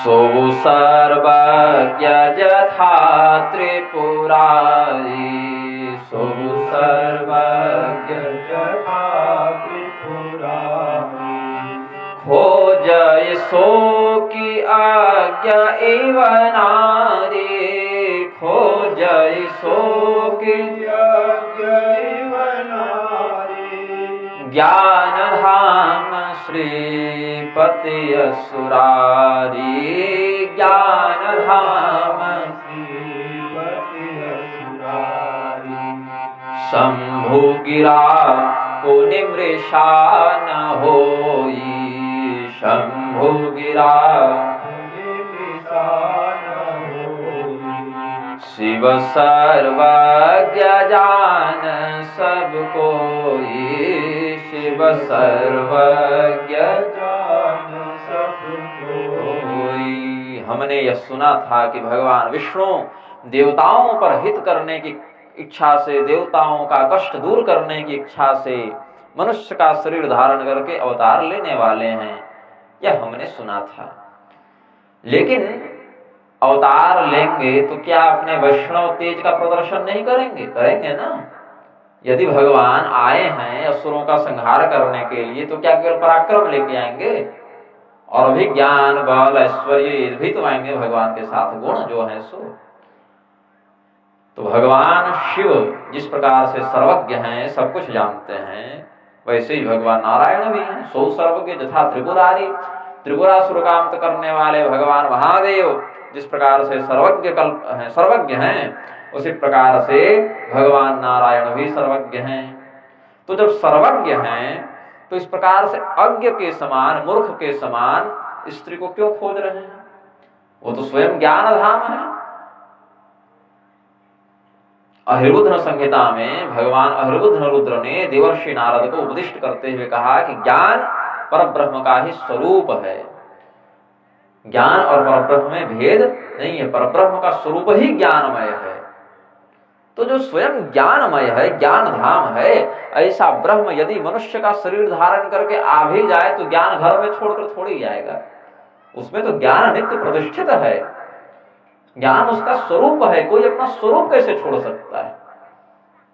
जो हम लोग कहते हैं ये मेरा स्वरूप है, ये स्वरूप नहीं, ये तो शरीर का स्वरूप है, इसीलिए बार बार बदला जा सकता है। राक्षस भी 10 प्रकार के स्वरूप बना लेते थे, वो उनका नहीं, उनके शरीर का स्वरूप है। मैंने अभी बताया आपको पिछले सत्र में, अविद्या नामक क्लेश से व्यक्ति क्या सोचता है, मैं ही शरीर हूं, जबकि देह अलग है, चेतन अलग है। तो स्वरूप का तात्पर्य यहाँ पर आत्म तत्व का है, देह का स्वरूप नहीं। तो भगवती सती ने कहा बड़ी समस्या है, बड़ा संदेह है। एक तो भगवान विष्णु स्वयं ज्ञान धाम है, तो इस प्रकार से वह मूर्खों के समान, अज्ञानियों के समान अपनी पत्नी को क्यों खोजेंगे? और कदाचित यदि हम यह मान लें कि ये जो राजकुमार हैं ये भगवान विष्णु वाले अवतार नहीं हैं, तो भगवान शिव फिर कैसे इनको प्रणाम कर सकते हैं? पर ब्रह्म कह के, सच्चिदानंद कह के, परधाम कह के। और उनके ये व्यक्तित्व में इतना बाहुल्य, इतना प्रगल्भता, भक्ति इतनी कैसे आ सकती है? ये सती देवी के मन में जब जिज्ञासा उत्पन्न होगी तो ये भी बाहर से कुछ कह तो नहीं रही हैं, लेकिन जैसे शिव जी के मनोभाव को ये समझ गई थी, वैसे इनके मनोभाव को भी शिव जी समझ गए। बोले क्या कोई दिक्कत है? नहीं महाराज सब ठीक है। बोले ठीक नहीं है, बताओ क्या दिक्कत है? वो जो 2 जा रहे थे उनका आपने प्रणाम किया। बोले बस वही लगा था हमको, कही नहीं थी तुम समय पर। देखो सती, तुम स्वभाव से भी स्त्रियां थोड़ी जिज्ञासु प्रवृत्ति की होती हैं, जानने की इच्छा होती है, अधीरता होती है, बातों को टटोलने की, कहां पर क्या बात कैसे है। तो इसमें तुम्हारा दोष नहीं है, यह तो तुम्हारा प्राकृतिक स्त्रीगत स्वभाव है, लेकिन हृदय में संशय को धारण नहीं करना चाहिए। भगवान भी कहे हैं अज्ञश्चाश्रद्धानश्च संशयात्मा विनश्यति नायं लोकोस्ति न परो न सुखं संशयात्मनः। 3 प्रकार के लोगों को सुख की प्राप्ति नहीं होती। एक तो मूर्ख को, उसको पता ही नहीं है। दूसरे अश्रद्धालु को, उसमें श्रद्धा नहीं है। और तीसरे संशयात्मा व्यक्ति को, जिसमें हर बात में जिसको संशय हो जाता है। तो जो मूर्ख है, अश्रद्धालु है और संशयात्मा है, ऐसे 3 व्यक्ति इस लोक और परलोक दोनों में कहीं भी कल्याण को, सुख को प्राप्त नहीं कर सकते। तो हे सती, अभी अभी जो कथा सुनकर हम लोग आ रहे हैं, घर भी नहीं गए हैं, बीच रास्ते में ही हैं, वह कथा जिनके बारे में सुनाई गई थी वे यही श्री रामचंद्र जी हैं। और ये श्री रामचंद्र जी कोई सामान्य नहीं। जासु कथा को भज ऋषि गाई, जासु कथा भज ऋषि गाई, भगति जासु मैं मुनि ही सुनाई, भगति जासु मैं सोई मम इष्ट देव रघुवीरा, सोई मम इष्ट देव रघुवीरा, सेवत जाहि सदा मुनि धीरा, सेवत जाहि सदा मुनि धीरा। जिनकी कथा भी अभी अगस्त ऋषि ने सुनाई है और जिनकी भक्ति के विषय में हमने अगस्त मुनि को सुनाया, ये मेरे वही इष्ट देव रघुवंश शिरोमणि रघुवीर श्री रामचंद्र जी हैं। समस्त ऋषि मुनि अपने हृदय में धैर्य को धारण करके इन्हीं का अर्चन करते हैं, इन्हीं की सेवा करते हैं। सती जी बोली कि अच्छा होगा, ठीक है, कोई बात नहीं। मुझे लगता है इसको समझ में नहीं आई बात, थोड़ा और समझाते हैं। मुनि धीर जोगी सिद्ध संतत विमल मन जेहि ध्यावहि, कही नेति निगम पुराण आगम जासु कीरति गावही। सोई राम व्यापक ब्रह्म भुवन निकाय पति माया धनी। अवतरे वो अपने भगत हित निज तंत्र नित रघुकुल मणि। अवतरे वो अपने भगत हित निज तंत्र नित रघुकुल मणि। देखो सती, जितने धीर पुरुष हैं, योगी पुरुष हैं, सिद्ध जन हैं, संत जन हैं, वे निरंतर संतत भाव से भगवान का ही चिंतन करते हैं अपने मन में, विमल मन में, निर्मल मन में। निर्मल चित्त में ईश्वर का वास है। सत्वं विशुद्धं वसुदेव शब्दितम्। निर्मल अंतःकरण में परब्रह्म का वास है और अपने निर्मल अंतःकरण में ऋषि मुनि योगी जन इन्हीं का ध्यान करते रहते हैं। जितने भी वेद हैं, पुराण हैं, तंत्र हैं, वे इन्हीं परब्रह्म के रहस्य का उपदेश करते रहते हैं। और इतने के बाद भी पूर्णता को प्राप्त नहीं कर पाते कि हमने संपूर्णता से व्याख्यान कर लिया, अपितु अंत में कह देते हैं नेति। मतलब यह इतना ही नहीं है, ऐसा ही नहीं है, अपितु और भी है। वही सर्वव्यापी अनंत कोटि ब्रह्मांड नियामक पर ब्रह्म ही श्री रामचंद्र जी के रूप में आए हैं। क्यों आए भाई? अवतरे अपने भगत हित, अपने भक्तों का हित करने की इच्छा से भगवान आए हैं। इस बार रघुकुल में रघुवंश मणि के रूप में, रघुकुल मणि के रूप में इनका अवतरण हुआ है। सती जी के मन में श्रद्धा का अभाव हो गया था उस समय, इसीलिए भगवान शिव भी उपदेश कर रहे थे स्वयं साक्षात, किंतु भगवती सती उस ज्ञान को धारण नहीं कर रही थी। भगवान शिव ने केरलीय प्रश्न शास्त्र में मर्यादा बताई है। क्षुद्र पाखंड धूर्तेषु श्रद्धाहीनोपहासके ज्ञानं न तच्छतामेति यदि शंभु स्वयं वदेत्। कोई व्यक्ति क्षुद्र बुद्धि का है, मंद बुद्धि है, अथवा पाखंडी है, या श्रद्धाहीन है, या उपहास करने के लिए, मजाक उड़ाने के लिए पूछने आया है, ऐसे व्यक्ति को आप ज्ञान बता भी दें, आप क्या साक्षात भगवान शिव भी ज्ञान बता दें, तो वह कल्याण नहीं प्राप्त कर सकता। इसीलिए अच्छा है कि बताओ ही मत। तो भगवान शिव ने देखा कि सती जी के मन में श्रद्धा है नहीं, मैं साक्षात बता दे रहा हूं, फिर भी यह ज्ञान इनमें टिक नहीं रहा।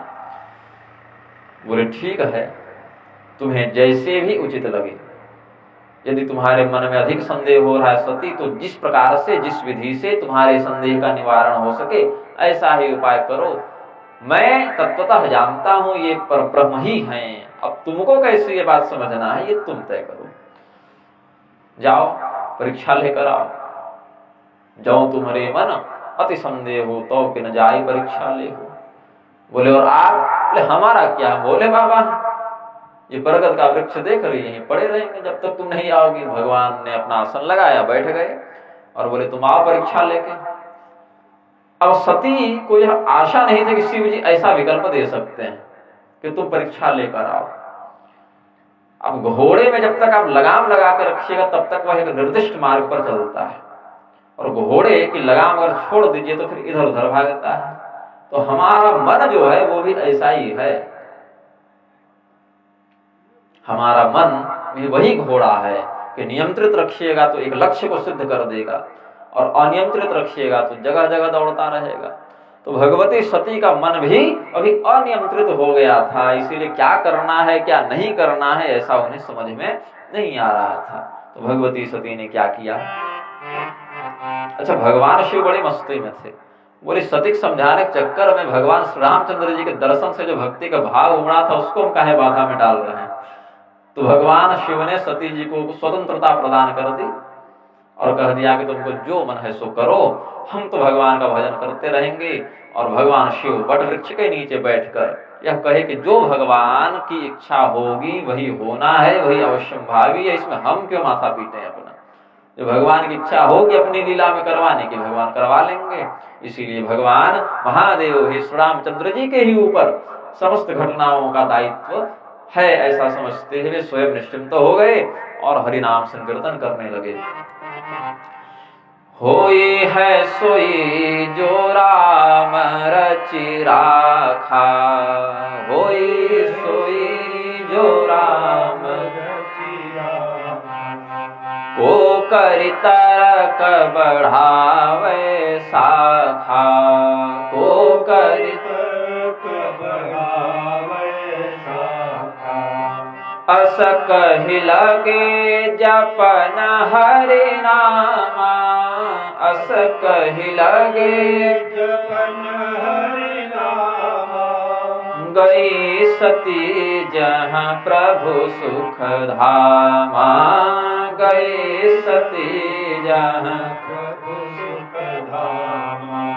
अब भगवान की परीक्षा कैसे ले? भगवान तो पूरी दुनिया के लेकर बैठे हैं परीक्षा, हम कैसे ले उनकी परीक्षा? यह जब सती के मन में विचार उत्पन्न हुआ तो एक तुरंत योजना बनाई उन्होंने, फटाफट में नक्शा बना लिया अपने मन में सारी कार्य प्रणाली का, कैसे क्या करना है। बोले देखो, संदेह हमारे मन में क्यों उत्पन्न हुआ? क्योंकि अपनी पत्नी के वियोग में ये भटक रहे हैं। बीज यही है ना, संदेह का बीज यही है कि अपनी पत्नी के वियोग में भटकने वाला व्यक्ति परब्रह्म कैसे हो सकता है, और परब्रह्म है तो ऐसा क्यों कर रहा है? तो लक्षण और व्यवहार दोनों मिल नहीं रहे। जो परब्रह्म के लक्षण हैं, अव्यक्त, अखंड, निरामय, निर्द्वंद्व, सर्वज्ञ, कूटस्थ इत्यादि जो हैं, वो यहां दिख नहीं रहे। तो हम ऐसा करें, जिसके वियोग में ये इतने कष्ट से रो रहे हैं, विलाप कर रहे हैं, हम उसका ही स्वरूप बनाकर चले जाएं तो क्या दिक्कत है? यदि ये परब्रह्म है, ऐसा मुझे लग नहीं रहा है, सती के मन में तो संदेह है, तो कहती हैं यदि ये परब्रह्म है जैसा कि मुझे लग नहीं रहा है अभी तक, तो मुझे पहचान जाएंगे, क्योंकि बाहर के कलेवर को तो देखेंगे नहीं कि कवर क्या लगा हुआ है ऊपर में, अंदर क्या है वो देखेंगे। और यदि मेरे संदेह के अनुसार ये राजकुमार निकले सामान्य, तो फिर हमारा जो संदेह वह तो पुष्ट हो गया। फिर शिव जी से जाकर अन्य बताओगे कि देखिए मेरी परीक्षा में तो जो मेरा संदेह था वही सही निकला, आपने गलत रिपोर्ट दी थी मुझे, आप लगता है भगवान को पहचानने में चूक कर रहे हैं। तो सती जी ने जब ऐसा विचार किया तो उन्होंने भगवती सीता का रूप धारण करके, सती और सीता में स और त तो वही है, बस मात्रा का भेद लग गया। मात्रा ऊपर नीचे हो जाए तो बड़ी गड़बड़।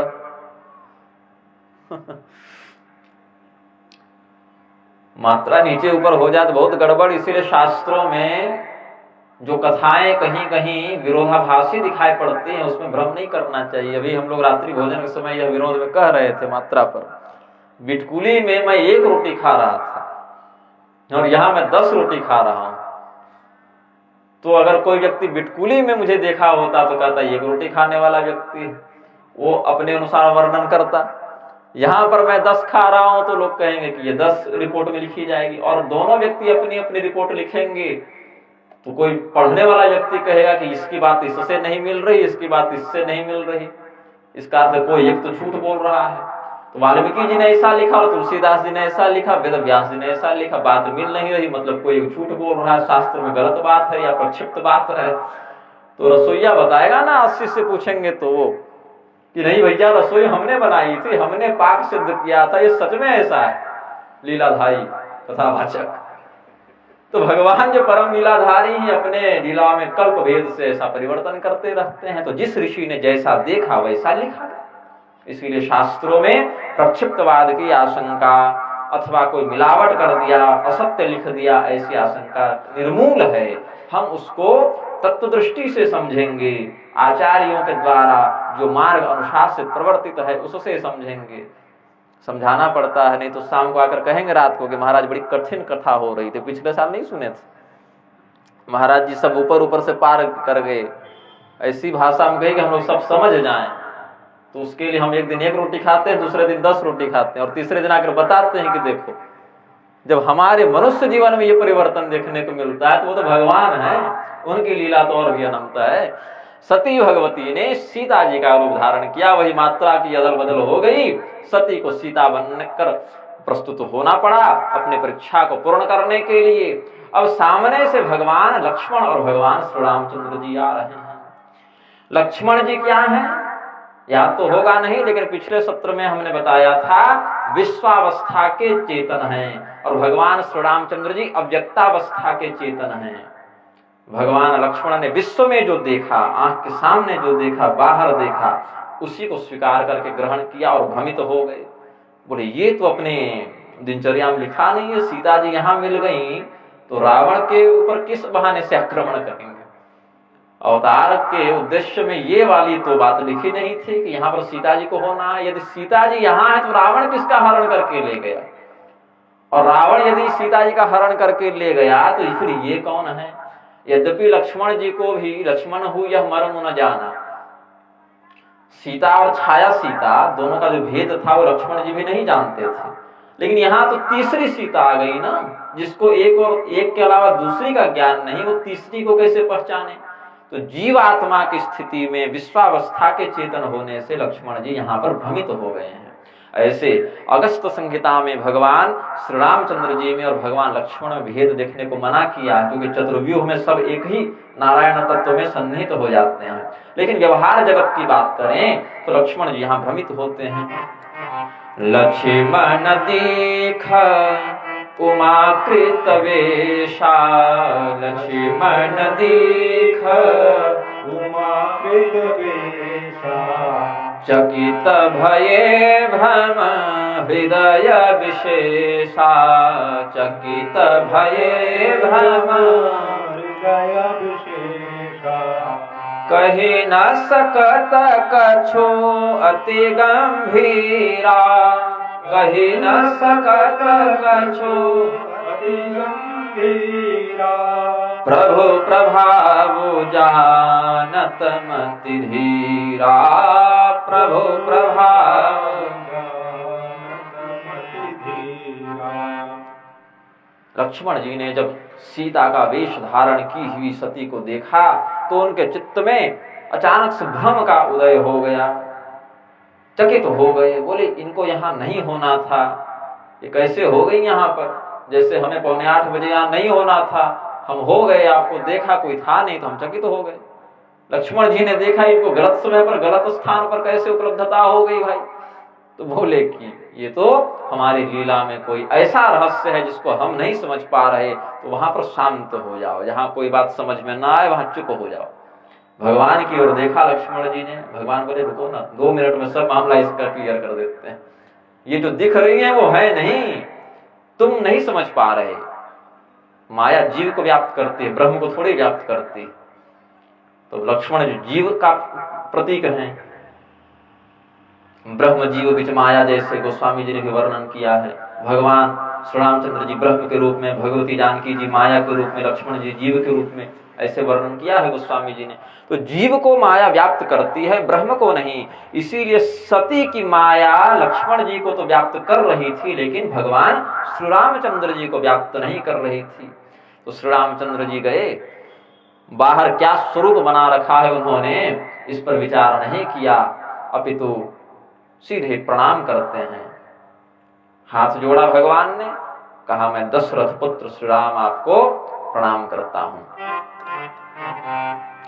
जोरी पाने प्रभु की न प्रणाम, जोरी पाने प्रभु की न प्रणाम, पिता समेत लीन्ह निज नाम, पिता समेत निज नाम, कहे वो बहोरे कहाँ वृष के तू, कहे वो बहोरे कहाँ वृष के तू, विपिन अकेले फिरहि के ही हेतु, विपिन अकेले फिरहि के हेतु। भगवान ने अपने पिताजी का परिचय देते हुए प्रणाम किया, क्योंकि राम भी 3 हुए हैं ना, परशुराम, श्री राम, बलराम 3। तो बलराम जी का तो अवतार काल अभी नहीं है, लेकिन वेदों में उनका वर्णन होने से, संकर्षणोपनिषद आदि में होने से, भगवान के अवतार तो नित्य ही होते हैं, समयानुसार प्रकट होते हैं, छिप जाते हैं, लेकिन वेदोक्त स्थिति में तो नित्य हैं। तो अपने पिता का नाम लेते हुए मैं दशरथ का पुत्र राम आपको प्रणाम करता हूं, ऐसा कहा। फिर पूछा अच्छा भगवान महादेव कहाँ हैं? वृषभ का चिन्ह धारण करने वाले भगवान महादेव कहाँ हैं? आप इस वन में अकेले क्यों भटक रही हैं?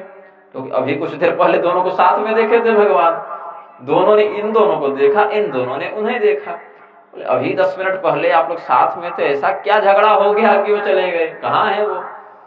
भगवान ने बड़ी गंभीर ध्वनि में, जो बहुत ही मधुर वाणी कही, गूढ़ मृदु और गंभीर तीनों रसों का समन्वय करते हुए उन्होंने जब अपनी बात पूछी, सती सभी तमहे सपहे चली हृदय बड़ सोचू। अत्यंत चिंता से व्याकुल हृदय वाली सती भयभीत भाव से कुछ नहीं बोल सकी, बस उठी और वहां से चली गई।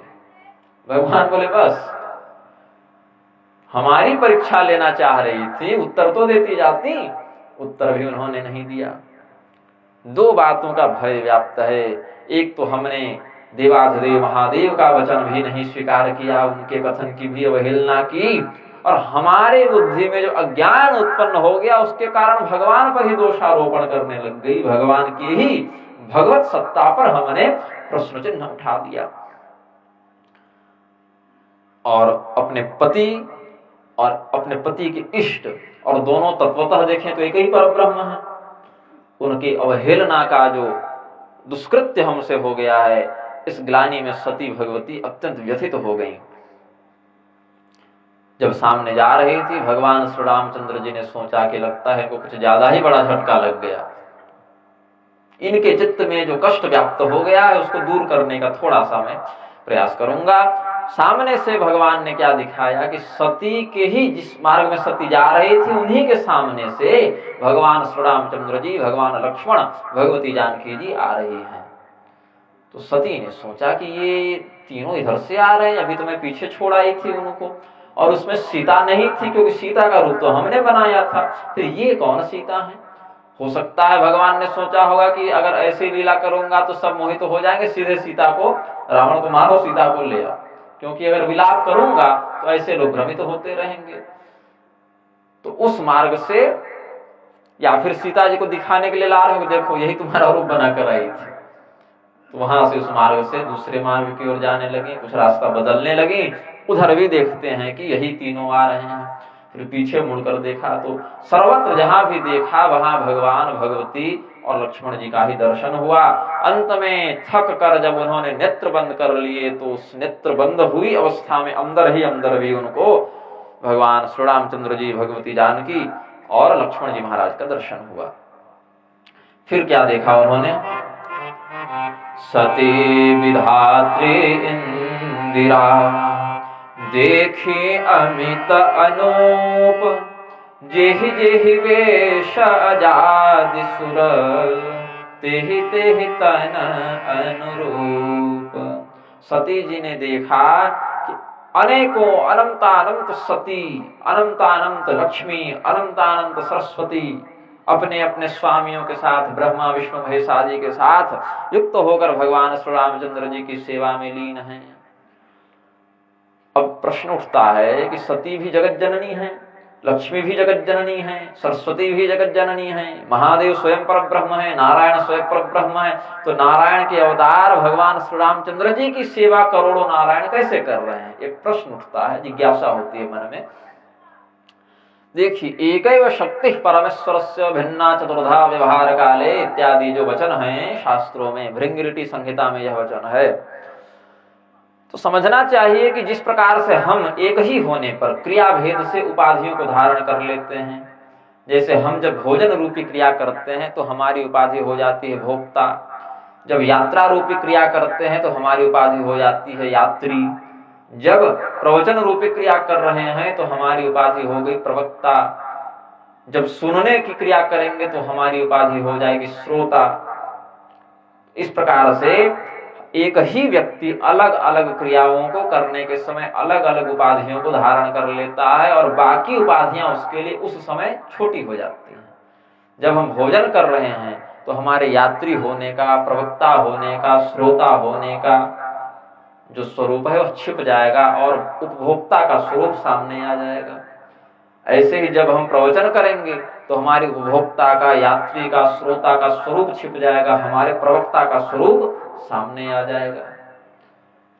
शारीरिक दृष्टि से भी देखें, रिश्ते नातेदारी में भी देखें, तो एक ही शरीर वाला व्यक्ति 10 लोगों के साथ 10 प्रकार के रिश्ते रखता है। किसी का पिता है, किसी का भाई है, किसी का पुत्र है, किसी का मित्र है, किसी का गुरु है, किसी का बहनोई है, किसी का ससुर है। जैसा रिश्ता बने वैसा व्यवहार वह करता है, और जिस समय जैसा रिश्ता निभाता है बाकी रिश्ते उसके लिए गौण हो जाते हैं। तो वही परब्रह्म जब श्री रामचंद्र जी के रूप में अपने स्वरूप को प्रकट करते हैं, तो सत्व गुणोपेत नारायण, रजो गुणोपेत ब्रह्मा, तमो गुणोपेत भगवान शिव एवं इनकी तत्त शक्तियां उस समय गौण हो जाती हैं। किंतु अद्वैत दृष्टि में इन सबों को एक ही परब्रह्म समझना चाहिए, तुलना अथवा भेद नहीं करना चाहिए। यही कारण है कि भगवान शिव ने श्री रामचंद्र जी को प्रणाम किया, तो श्री रामचंद्र जी ने रामेश्वरम में भगवान शिव की आराधना भी की है। यहाँ पर देवताओं को शरीर की दृष्टि से नहीं, तत्व की ब्रह्म ज्ञान की दृष्टि से देखना चाहिए, तब इन रहस्यों को समझा जा सकता है। भगवती सीता जी भी वहीं विद्यमान हैं। सीता जी की संस्तुति में ब्रह्मदेव कहते हैं, इच्छा ज्ञान क्रिया शक्ति त्रयं यद्भाव साधनम तद ब्रह्म सत्ता सामान्यं सीता तत्वमुपास्महे। सीता का स्वरूप धारण किया ना भगवती सती ने, उन सीता तत्व की संस्तुति में ब्रह्मदेव सीतोपनिषद में कहते हैं, इच्छा ज्ञान क्रिया शक्ति त्रयं यद्भाव साधनम तद ब्रह्म सत्ता सामान्यं सीता तत्वमुपास्महे। सो कामयत प्रजाः सृजेयेति। इस प्रकार की शिक्षा शक्ति से युक्त होकर वही भगवती रजोगुण के माध्यम से इस सृष्टि का प्रवर्तन कर देती हैं, ज्ञान शक्ति से युक्त होकर इस सृष्टि का संरक्षण कर देती हैं, क्रिया शक्ति से युक्त होकर इस सृष्टि का की अंतिम क्रिया भी कर देती हैं, संहार भी कर देती हैं। परब्रह्म की जो सर्व सामान्य सत्ता है, सामान्य सत्ता का क्या अर्थ है?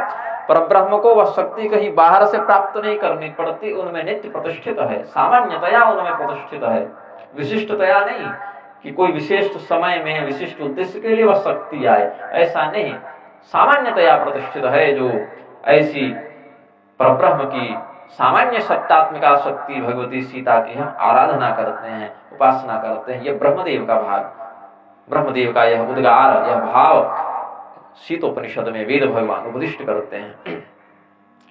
फिर भगवान श्री रामचंद्र जी ने अपना दिव्य परब्रह्म का स्वरूप दिखाकर भगवती सती के चित्त में जो पहले संदेह व्याप्त हो गया था, बाद में भय व्याप्त हो गया था, उसको बहुत संभाल लिया, बहुत दूर कर दिया। किंतु फिर भी सती जी के थोड़े पैर लड़खड़ा रहे थे शिव जी के पास जाने में कि क्या कहूंगी, क्या निवेदन करूंगी, क्या उत्तर दूंगी।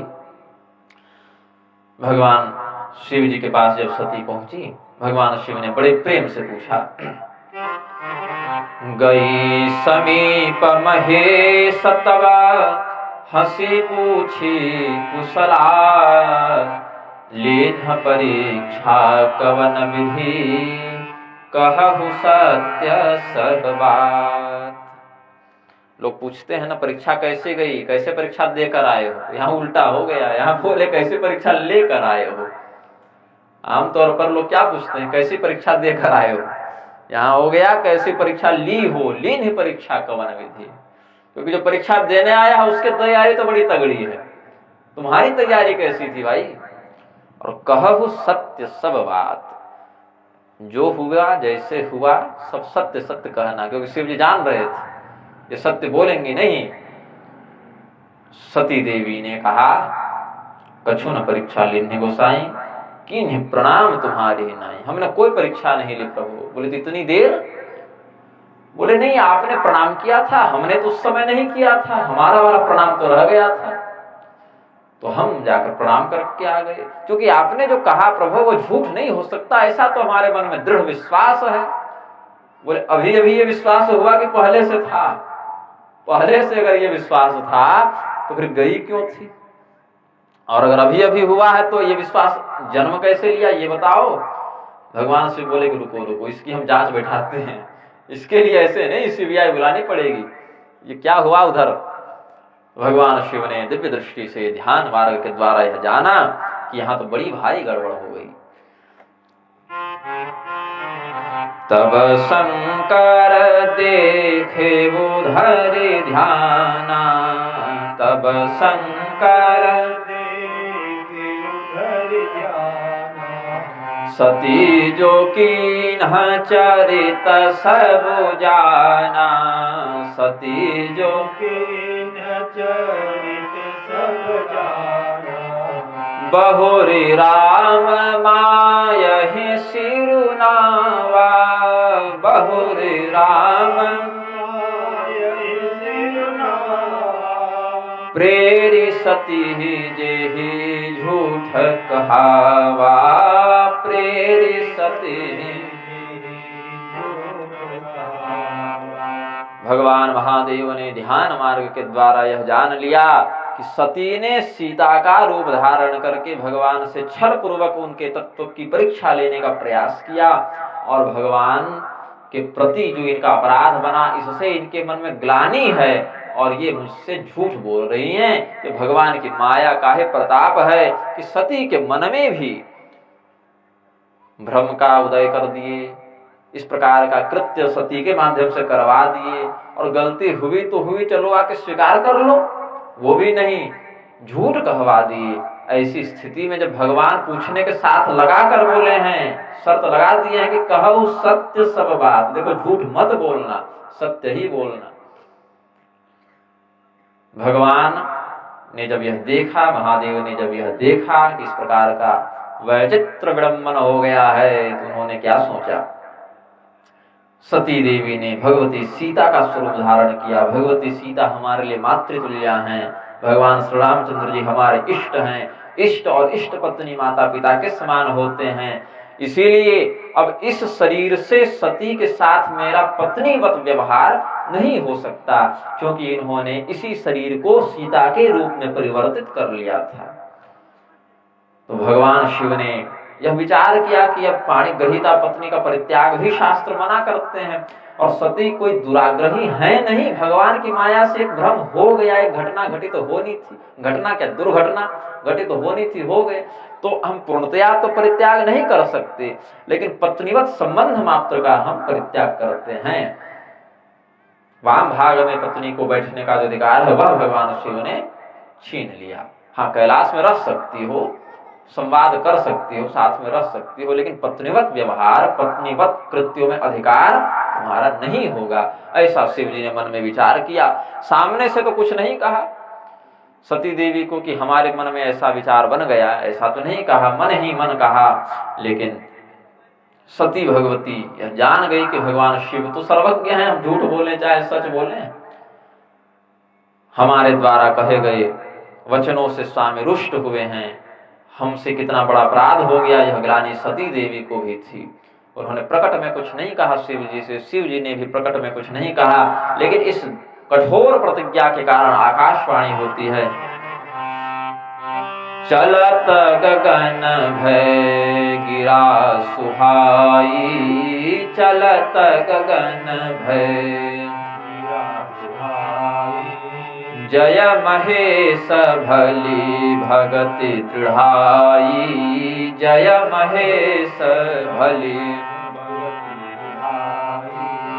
असपन तुम बिनु करई को आना, असपन तुम बिनु करई को आना।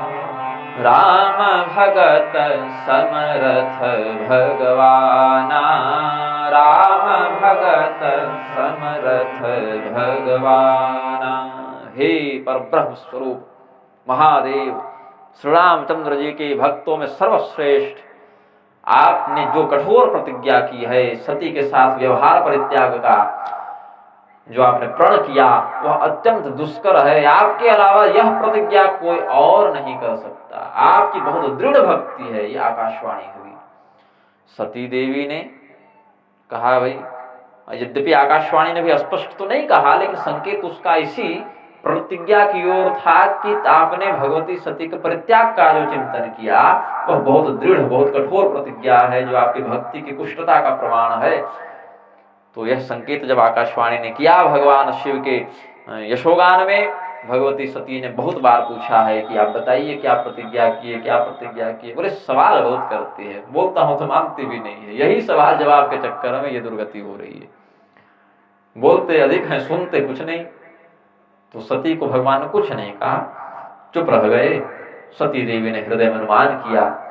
सती हृदय अनुमान किया, सब जाने सर्वज्ञ, कीन्ह कपट में शंभुसन, नारी सहज जड़ज्ञ। अब इस चौपाई की दोहा के आधार पर फिर लोग सुनाएंगे तुलसीदास जी को कि नारी सहज जड़ अज्ञ। सती जी ने कहा कि स्त्रियां स्वभाव से ही जड़ होती हैं, अज्ञानी होती हैं। तो उठाकर ले आएंगे गार्गी को, मैत्री को कि देखो नारी कहाँ अज्ञानी है। तुलसीदास जी नारी विरोधी थे, सती जी के मुंह से कहला दिया। बड़ी परेशानी है तुलसीदास जी। स्वामित्व सुखाय लिखने के चक्कर में ऐसे ऐसे अज्ञानी भड़क गए हैं। भगवती सती कहती हैं, भगवती सती के स्थान पर रहकर आप स्वयं को देखें, उनके हृदय में क्या बीत रही होगी। भगवान भी नहीं मिले, पति भी परित्याग कर रहे हैं, तब उनके हृदय से यह उद्गार उत्पन्न हुआ कि स्वभाव से ही हम मूर्ख ही हैं। भगवान उसी समय समझा रहे थे, एक बार उनकी बात मान लिए होते तो इतना प्रपंच नहीं होता। उस स्थिति पर किस स्थिति में किसने किस उद्गार को किस भाव से कहा, ये सोचना चाहिए ना। बहुत बार हमारे ही परिकरगण कहते रहते हैं कि गुरु जी आप जीने नहीं दीजिएगा। इसका अर्थ थोड़ी है कि हमारे कारण इनके प्राणों पर संकट आ गया। ये तो कहने की एक शैली है, हम जा रहे हैं जान देने, बहुत लोग कहते रहते हैं। उसका अर्थ ये नहीं, ये सब भाषा समझनी चाहिए। नारी में केवल अज्ञान है, जड़ता ऐसा नहीं, प्रबुद्धता भी होती है, ज्ञान भी प्रतिष्ठित होता है। मदालसा माता ने शुद्धो से बुद्धो से निरंजनों सी संसार माया परिवर्जितों सी अपने नवजात शिशुओं को लोरी सुना सुना कर ब्रह्मनिष्ठा में पुष्ट कर दिया था। भगवती सती तो स्वयं ज्ञान स्वरूपिणी है। विश्वसार तंत्र में जो भगवती के 108 नाम है उसमें पहला नाम ही सती है। तो ऐसा नहीं, भगवती सती भी यहाँ प्रदर्शित करती हैं भाव कि जो अपने पति के शास्त्र सम्मत कथन का निरादर करके भगवान से विरोध की, फिर अगर झूठ भी बोली, ये इनकी अज्ञता और जड़ता का एक लक्षण यहाँ पर देखने को मिला, जिसके कारण भविष्य में इनको देहत्याग आदि का भी कष्ट झेलना पड़ा है। तो भगवान महादेव और भगवती सती के मध्य जो संबंध था वो पहले क्या था, दूध और जल का था। जैसे जल और दूध दोनों एक साथ मिलकर अभिन्न दिखने लगते हैं, समतुल्य सममूल्य हो जाते हैं, वह अब क्या हो गया, दूध में उसमें आप जैसे खटाई डाल दीजिए, दुग्ध मिश्रित जल में अगर खटाई डाल दीजिए तो फिर दोनों अलग अलग हो जाते हैं। तो श्री रामचंद्र जी भगवान से जो परीक्षा लेने का दुराग्रह था सती का, उस खटाई ने भगवान महादेव और सती के मन में जो एक दूसरे के प्रति अनन्यता थी प्रेम की दृष्टि से, उसमें विखंडन उत्पन्न कर दिया। हालांकि भगवान शिव ने कहा नहीं कि तुम कैलाश से चली जाओ या मुझे दोबारा अपनी शक्ल मत दिखाना, ऐसा कुछ परित्याग नहीं किया, लेकिन हृदय से ही परित्याग कर दिया। तो उसके बाद कोई बात बचती नहीं, आप शरीर से साथ हैं चाहे नहीं है, जब हृदय से ही परित्याग कर दिया तो वही सती के लिए मृत्यु तुल्य हो गया। और सती देवी ने एक वरदान मांगा भगवान से। लोग पुण्य करके वरदान मांगते ही अपराध करके वरदान मांग रही हैं, लेकिन भगवान देने वाले, भगवान दिए। क्या कहते हैं, सती जी पूछती हैं अपने दुख का अंत कब होगा। भगवान कहते हैं इस जन्म में तो संभव नहीं है। भगवान ने प्रेरणा दी अंदर से, हृदय से, कि अब जिस शरीर से तुमने सीता का रूप बनाया, उस शरीर के दोष के कारण भगवान ने परित्याग किया, तो शरीर जब तक रहेगा तब तक तो भगवान पुनः स्वीकार करेंगे नहीं, तो शरीर बदलो, शरीर बदलना पड़ेगा। तो सती जी कहती हैं, शंकर रुख अवलोकी भवानी, शंकर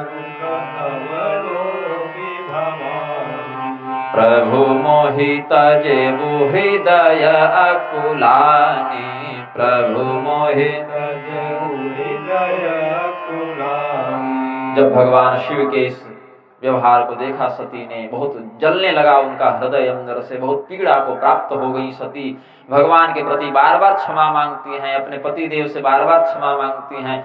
मन में जितना कष्ट है वह नेत्रों से अश्रुधारा के माध्यम से बाहर निकल रहा है, फिर भी शांत चित्त नहीं हो पा रही हैं। भगवान शिव चले गए और समाधि में लीन हो गए। कैलाश पर्वत पहुंचने पर शंकर सहज स्वरूप सम्हारा, लाग समाधि अखंड अपारा। तो भगवान शिव तो चले गए, समाधि में लीन हो गए, सती को अकेलापन कचोटने लगा। पहले भी भगवान शिव रहते थे समाधि में, लेकिन सती के साथ उनका व्यवहार दूध और जल के समान अभिन्न हो गया था। मिलकर जैसे दूध और पानी एक साथ एक स्वरूप में धारण कर लेते हैं एक दूसरे को। अब भगवान शिव उपस्थित भी हैं तो सती को अकेलापन बहुत ज्यादा लग रहा है, एकदम अनाथवत उनको भाव बन रहा है। तो आगे चलकर भगवान से हाथ जोड़कर निवेदन करती हैं, जो प्रभु दीन दयालु कहावा, जो प्रभु दीन दयालु कहावा, आरती हरन वेद जसु गावा, आरती हरन वेद जसु गावा, तो मैं विनय करऊं कर जोरी, छूटहि बेगी देह यह मोरी, छूटहि बेगी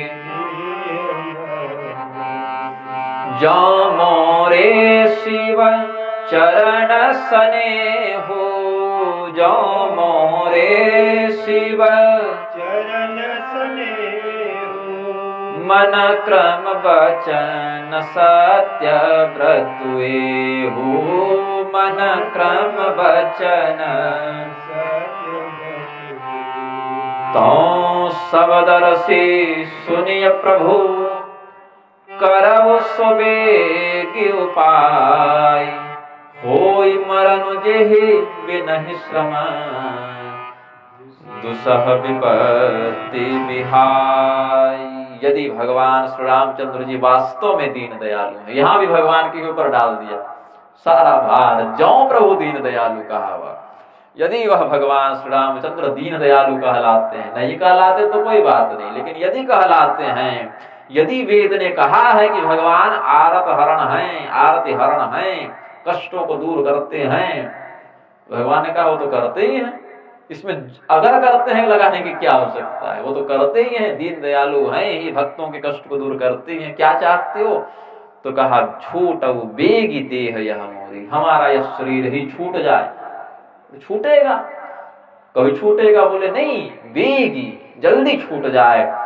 और यदि भगवान शिव के चरणों में हमारा प्रेम अखंड है, हमने मन वचन कर्म से भगवान शिव से अद्भुत प्रेम किया, अनन्य प्रेम किया, तो यह जो हमारा संकल्प है वह यथाशीघ्र सत्य हो जाए, बिना किसी परिश्रम के, बिना किसी ताम झाम के हमारा शरीर पूर्ण हो जाए। हमारा यह जो भाव है, हमारी यह जो कामना है, उसको भगवान पूर्ण करे। ये सती जी का भाव भगवान ने स्वीकार भी किया। आगे चल के दक्ष प्रजापति के यज्ञ में भगवती सती ने अपने भौतिक कलेवर का योगाग्नि के माध्यम से शिव निंदा को न सहन करने के कारण परित्याग किया और अगले जन्म में हिमालय की पुत्री पार्वती के रूप में पुनर्जन्म लिया। 5 लोगों ने भगवती को अपनी पुत्री के रूप में प्राप्त करने के लिए तपस्या की थी। दक्ष प्रजापति, महर्षि भृगु, महर्षि कात्यायन, महर्षि मतंग और हिमालय ने। तो भगवती ने सती के रूप में दक्ष प्रजापति की पुत्री बनना स्वीकार किया, लक्ष्मी के रूप में भृगु की पुत्री बनना स्वीकार किया, कात्यायनी के रूप में कात्यायन की पुत्री बनना स्वीकार किया, मातंगी के रूप में मतंग की पुत्री बनना स्वीकार किया, पार्वती के रूप में पर्वतराज हिमालय की पुत्री बनना स्वीकार किया है, जिनके पवित्र चरित्रों पर हम कल प्रथम सत्र में चर्चा करेंगे। अभी भगवान नाम संकीर्तन करें। श्री राम जय राम जय जय राम, श्री राम श्री राम जय राम जय जय राम, श्री राम श्री राम जय राम जय जय राम, श्री राम जय राम जय जय राम, श्री राम जय राम जय जय राम, श्री राम जय राम जय जय राम। श्री राम जय जय राम श्री राम श्री राम जय जय राम श्री राम जय श्री राम जय जय राम श्री राम श्री राम जय जय राम श्री राम